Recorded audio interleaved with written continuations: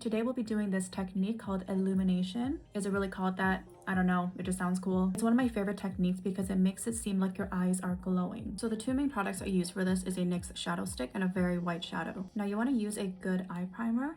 Apply quite a generous amount and then use your fingers to tap to blend it in, and make sure you feel that product on your finger and kind of that tackiness on your lid, because if you don't feel that, there's very little for the pigment to grip on. So NYX jumbo stick I sharpened with the ABH pencil sharpener. There's one for your regular pencils and then one for bigger like this. And what I love to do with any type of graphic liner looks or designs is the dotting method. And what you do is you literally dot the design and then you connect those dots, because you can visually see where that liner is going, therefore minimizing the mistakes and reducing a headache. And just dot as much as I want to, and then afterwards you just connect these dots. And what I love about these jumbo pencils is that it gives you the time to work with it. So if you make a mistake, since it hasn't set in yet, a Q-tip and then remove it as though it was never there. In all my makeup looks, I like to embrace the mistakes since I have the pencil and this is my face. Technically, I'm God. So yes, connect those dots and don't be afraid that it's gonna be like a little messy, because again, this jumbo stick allows you to work with the product. So this is the line that we have. You can see that it's not perfect, and that is so okay. Next, I like to take an angle brush, hold it closer to the brush so you have more control, and start cleaning up that line. For the tinier, tricky parts in this inner corner, I flip it so I'm working with that tip there.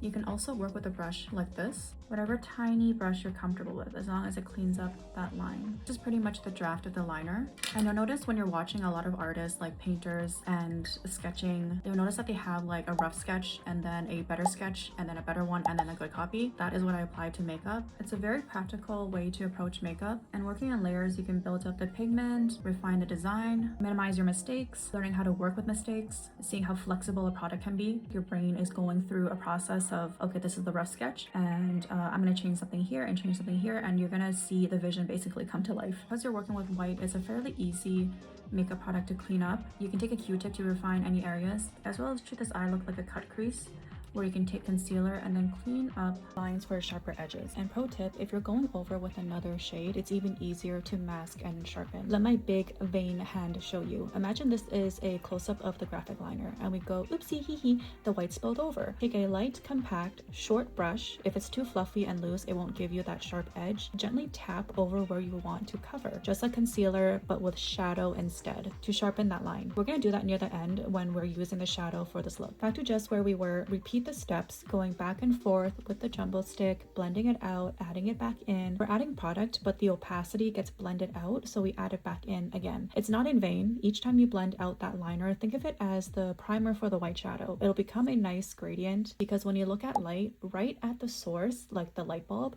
bright as hell. Then as the light spills out, it goes lighter and lighter. So imagine the light is green and I'm the bulb. You see how the color just gradually fades out and the opacity lowers, and okay, Jesus Christ, I hope you get it. I overcomplicate and explain myself into oblivion. Someone shut me up. Clean brush, super light pressure, blend that line out. Basically, imagine your eye is the light. The closer that liner gets to it, the brighter, more opaque it is. The rest, blend it out like that light bulb example. Now going back with a jumbo pencil, line it once again. Yeah, girl, this takes patience, but I like my head occupied with this, or else I'll overthink. So this is quite nice. Slows me down. Back to tiny brush, like a little itty bitty blender, because I want more control of how much that white spills out in certain areas. And again, back and forth, brush and shadow stick. There's no particular order. You kind of just train your artistic eye to see what you want to fill. You can also coat your brush from the pencil itself if you want more product. Then lightly dab and blend. I really want to build this up. An angled brush, again, compact, white, honing it on the pencil and drawing that liner once on. Again, this keeps that area closest to your eye, basically the brightest, most opaque. So sorry, this part wasn't recording, but I will repeat. A good liner brush, I use Glisten and white activated liner. Using this, as you can see, will obviously brighten up everything, and everything you did prior will start to make sense. I think I just drew this partially here on mostly the inner corner, but you can do the entire eye if you like. Now to make it really stand out, we're adding contrast. Short, rounded, compact brush, brown shadow. Start with a transition shade, apply that to the inner corner and blend out. You can also use a lighter shade like the color of your lid, so you can start to feel out where you want the placement to go and how much of the shadow you want to bring in for your features. the closer to that inner corner and white liner that we drew, the darker it is. So it's like uno reverso. Remember that concealer but with shadow I showed earlier? Do that. Also tilt your head in whichever direction you need to get that art down. Sometimes I look like that chick from Exorcism, the way I'm twisting my neck. I do not care. Give me that placement. I need that shadow in that spot in particular today. You see I'm only focusing mostly on that corner, keeping it tight, like a third, 1/4 of my lid, and you can experiment with how far you want to take those shadows. And if that shadow spills over to the white, uno reverse again. White liner on top again to conceal. Also taking that liner slightly beneath, right under my lower waterline, just in that corner to just brighten basically the whole curve of my inner corner of my eye. I do this a lot. I like it. And just underneath the whole liner, we did slight blend with a light brown eyeshadow, avoiding most of the lid. Now for the white shadow.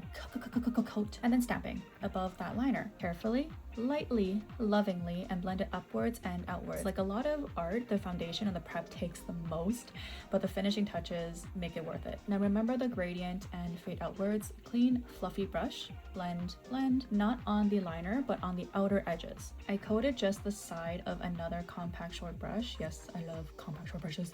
And only using the side to again stamp on a lot of that white shadow closer to the liner now. That gradient bling bling is becoming more obvious now, and that jumbo white pencil we used is helping that shadow grip on. Once I'm done with that, I do a little shadow wing liner, which by the way, I need to make a video on how I draw liner because I used to think that any winged liner will do. No, it does not. The nuance a seemingly simple liner carries. There is levels to liners, my god. I swear drawing your liner like a nanometer to the left and it changes everything. You think it doesn't? It really does. It is so nuanced. Ever since I started doing makeup, it is like a whole new world. Now, the reason why we layer so much and go back and forth is because every time we add a new shade, a shadow, or a line, it can take over the other details. So we go back to reapply and redraw. Now, mascara. I didn't really like this mascara, but after using it for a while now, my mind has changed. I like it. Reminds me to be really careful with first impressions. So mascara is always one of those favorite final touches of makeup because I used to think, oh, it's such a small thing. Nah. Like, don't be shy. Get in there. Layers and layers, back and forth, underneath, up and down. You turn it vertical, it coats more. Small detail, a big impact. Such a cunty makeup technique, so I really wanted to share with my girls. Let me know what you think of this makeup look.